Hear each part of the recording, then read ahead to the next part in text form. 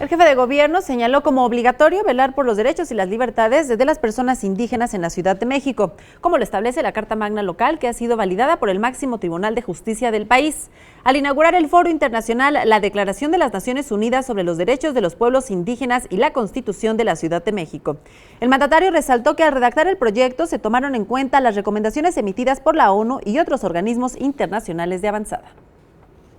Durante el Foro Mujer, pilar fundamental en la vida política y social realizado por el Instituto Electoral de la Ciudad de México, especialistas enfatizaron que a pesar de los avances que se han tenido para la participación de las mujeres en procesos electorales, existen condiciones discriminatorias y es que en México solo el 6.8% de presidencias municipales está representado por una mujer. Escuchemos más al respecto.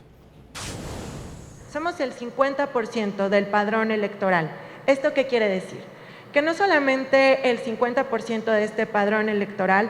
tiene la capacidad de decisión sobre una contienda electoral, sino que está plenamente comprobado que somos las mujeres las que más estamos en las mesas directivas de casilla, quienes también más estamos en las militancias de los partidos políticos y quienes también estamos día a día